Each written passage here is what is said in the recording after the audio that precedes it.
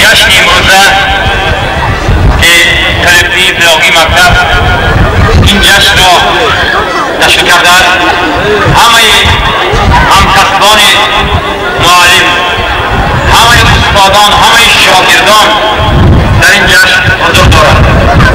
برای همین ما خواهان آنیم که تمام آموزگاران، تمام شاگردان هر سریچنبه این دانشکده را، این مکتب خود را فراموش نکردن دایم در یاد او باشند.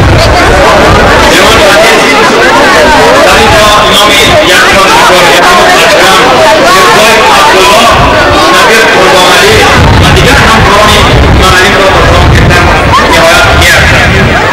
بنابراین در جشن امروزه ما فرزندان خود عالم قسمت حضور دارند.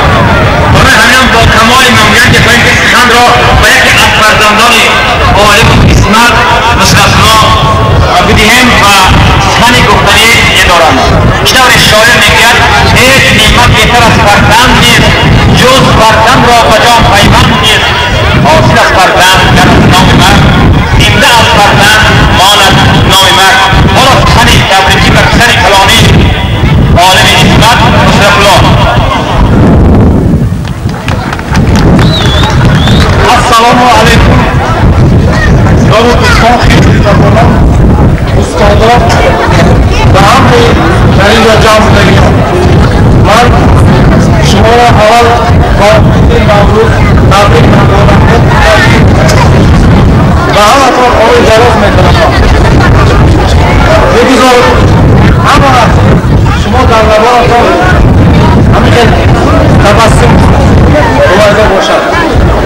از کالکتیو پداگوژی مکتب، از کمیته اجرایی اداره، از شعبه معارف اداره و همه اینها من اظهار منتظری از سرم دل میکنم که همین نام پدر ما زنده گردانده عطا رحمت و تشکر کنم.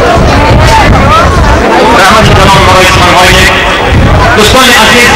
در جشن امروزه همکار یکی از رفیقان بهترین رفیقان مشتاق عالم خدمت میرزای الله، هم معلم، هم استاد، هم شاعری که در وقت روزانه شعرهای خود را انتشار کرده حضور دارد. با کمال منت همراه و معلم محترم استاد احمد میرزای الله عزیز، یک از رفیقان بهترین من عالم قسمت بهترین